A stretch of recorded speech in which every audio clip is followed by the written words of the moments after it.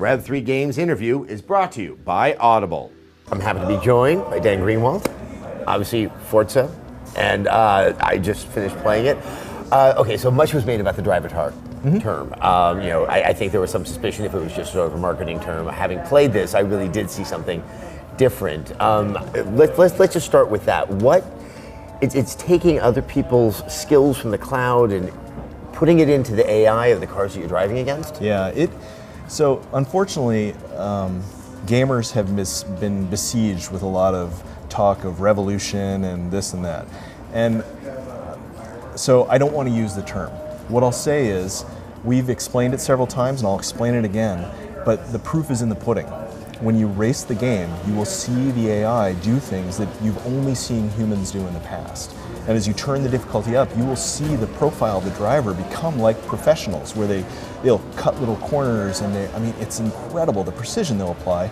And again, they're doing it on a simulation that we're doing things in the simulation that weren't possible last generation. This is a very complex simulation, and the AI are able to drive this like a human. So I've had the AI double fake me, they've baited me into mistakes. I see them battling up in front of me. And technologically what this is a Bayesian learning network. It's learning in the cloud. Every time you race, I race, anybody races, we upload a small amount of telemetry. It's a lot of data, it's just a small number of kilobytes. And the cloud draws correlations and generalizations and learns new behavior. And the way it's doing that is, let's imagine that you were heading into the corkscrew and there's a car behind you and you tapped the brakes. The AI doesn't need to know that you were check braking that guy. It just needs to know corkscrew, front wheel drive car, there was a guy behind you. Got it. And it looks at the general population and says, hey, I've noticed that 6% of the population does that. I should learn how to do that. Then it learns how to do it. And then when your Drivatar, let's say you do that, it's going to say, oh, let's teach his Drivatar to do that. That's something he seems to do. So the population of Drivatars learns new skills, and your Drivatar learns new skills, and as you get better, it forgets your old way of driving, and as you do more races on Laguna or Alps or something, it learns more about that, rear-wheel drive, front-wheel drive, the way you race, your aggression level. So it's always evolving across multiple dimensions. So basically this system is learning at a macro level, and it's learning at an individual level, and it's uploading a small amount and downloading a small amount of data in between races. You can play it offline. It's going to basically have cache data from the last time it connected to servers and downloaded stuff. We have seven difficulty profiles for the Drivatars, and the best way to think about that is a population of the world that's driving. When you go to Unbeatable, you're racing against the Drivatars of our fastest lap time racers in the world. But again, it's not replays and ghosts. Right, that's what real AI, and that's where people have struggled. I've been asked a lot, like, oh, so it's like Ghosts. I'm like, no, it's actually nothing like Ghosts. It's learning AI. Oh, so it's like AI in other games. I'm like, well, yeah, but watch it. It doesn't race like AI in other games unless you've seen other games. We've done things with scripting, where it does this, it does that. This isn't scripted. It learns something, and it's evolving every day. One of the things that was striking to me is, of course, I was seeing other Drivatars that were driving better than I, but there were moments of flaws. And and the way that I was, would crash into other cars. I guess when I tend to drive in a lot of other games, if I hit another car, I assume it's my own failing. Here, I felt that there was, that same level of aggression and sometimes mistakes that was causing collisions or cutting corners, getting a little bit off the track. It was just something I don't feel like I've actually seen in another racing game. It's been cool as a creator to watch it, because there was the vision and what we wanted to create, and there's the technology, which is what we worked on, but now there's the experience, and the experience is really what it's all about. Getting racing that has true racecraft and has true personality. The vision we had behind this is we wanted a system that made every pass you make feel like its own race, that you had to catch them, you had to figure out what their weakness was, and you had to pass them. And you could try and do that with brutality and ram them off the track, or you could try and set them up, and they might set you up. And this uses the 16-car race much more effectively. So it's not like you're trying to just get into first place and hold on to first place and get bored, which is what I found in most racing games, including Forza 4, right? You smash through a bunch of cars till you get in first, and once you're in first, you almost regret being there, because all of a sudden you're just hot lapping and you wish there was more competition. Now you've got opponents that are reacting, doing their own thing, and you pass one guy and now it's the next guy. And we've changed it so you're no longer trying to come in first, you're trying to podium. And the reason is, shit happens in racing. It happens now in our AI. It doesn't usually happen in single player in other games. And so you can't count on coming in first place because somebody might collect you on a corner. You just don't know. And now you're going to battle back. So we have all these assists, turn the driving assists off. You can make the AI profile harder. And those are going to give you a lot more scalers on your money. Don't use rewind. And if you use rewind, we're going to take some of your money away. All of this is meant to get people to have a risk reward every second of that race, that they're thinking, I should turn that difficulty up a little bit. I'll make more money, and I won't worry about coming in first. I just have to come in third. It really changes the racing. Well, in addition to that, like the silver trophy would be 4th through 7th, I believe. Yeah. In placing there. And what that seemed to do is, okay, maybe I don't think I'm ever going to make it to first place, but I'm still going to get some money if I get if I get the silver. And so you're now racing in the middle of the race. You're not trying to be in that very top group because you have to be first, second, or third if you're going to progress. It was interesting how I began to sort of hone in on where my benefit would be, in this given race, and I wasn't hitting start and just restart every single time. It's a very astute observation, honestly. No one's mentioned it yet. It was something that was very important to us, is that racing for too long has been too binary. There's first place and then there's a whole bunch of losers. And that's as with game review scores. Yeah, I guess there's some truth in that. Our goal was to say every pass is a race, and then every group of those tiers, bronze tier, silver tier, gold tier, is its own race, so that you're always in a small race, a medium-sized race, and then the overall race. And you're always challenged with the difficulty and how you set those settings, so that we can make a game that has the depth of a cutting-edge simulation on the tires and what have you. But you find where you fit, and you play it how you want to play it. And the game's not telling you, throw your old cars away, or play like this. The game's saying, hey, I see how you're doing, that's great. Keep doing that, that's awesome. Did you have fun? Good. Keep having fun, because that's why we play games.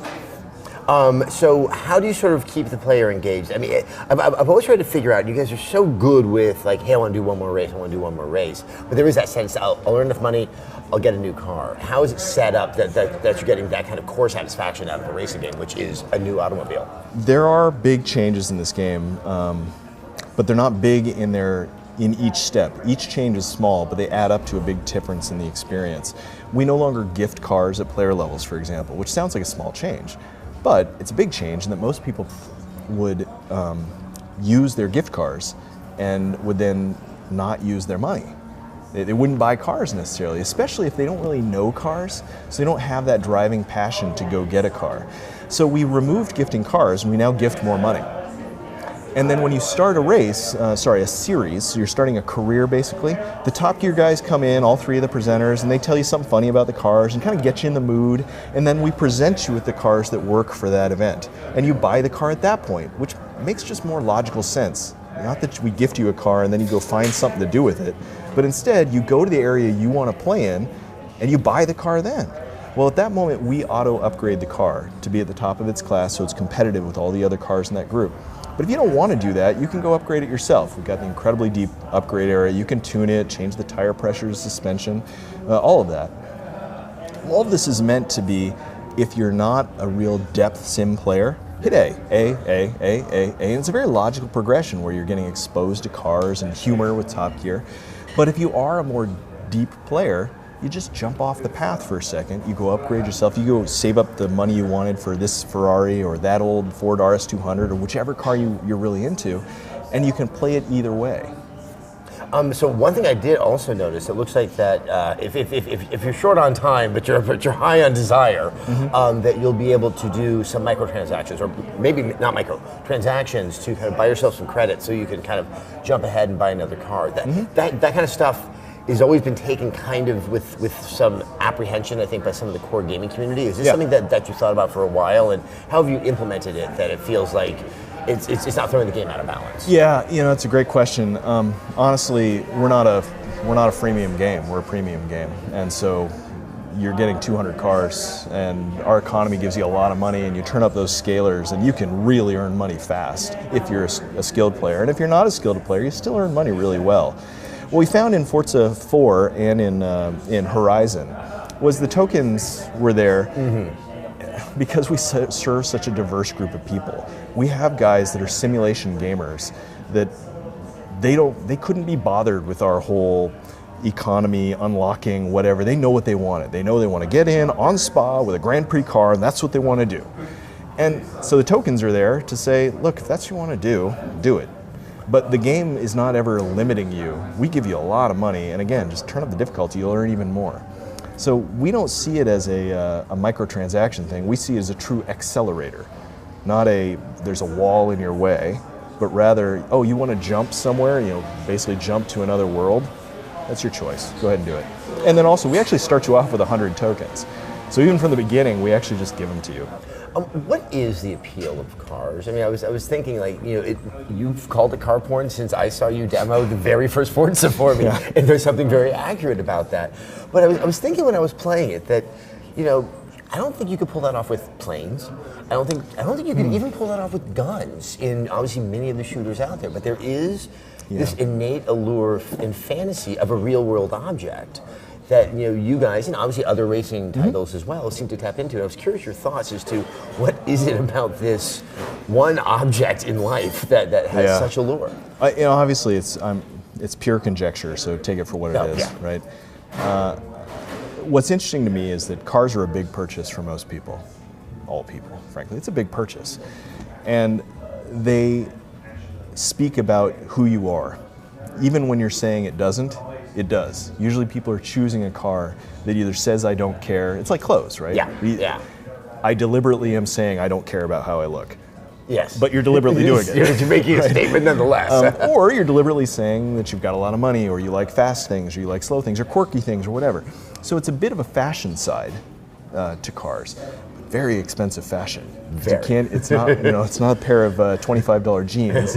At the lowest end, you're talking about a $5,000 purchase. And the highest end, it's ridiculous. So I think there's that aspect, but also as a designer myself, I really appreciate the form and the function and the balance that has with different cars. You look at an Audi R18 race car, and it's beautiful, but it was designed for speed. It was not designed to look beautiful. It was designed in a wind tunnel and by scientists, and it was designed with a lack of passion, in a sense, for the aesthetic. And then you look at a car like some of the Alfa Romeos that are just flamboyant and beautiful, or a Abarth 500, the Mini. These are very flamboyant, cool cars. And so you get that balance. You can find, what speaks to you. I don't know, I think there's the technology, there's the memories. You think about the first car you ever owned, people have poignant memories about that. Sometimes the first accident you got in, right? So I think cars are part of our life. And they're multifaceted because it's fashion, because it's memories, because it's technology, because it's design. Different people are passionate for different reasons, but all together it has a big impact on our overall psyche. Well, I will explore this issue further, obviously, when the game comes out, and that's November 22nd it is. On Xbox One. Dan, thank you so much for your time. Thank you. Enjoying our interviews and you want to support Rev3 Games? Then why not try out Audible? Audible has over 100,000 audiobooks and spoken word entertainment in every genre that can be played back anywhere, anytime. You can get a free audiobook when you go to audiblepodcast.com/Rev3Games. And best of all, every sign-up helps support the show.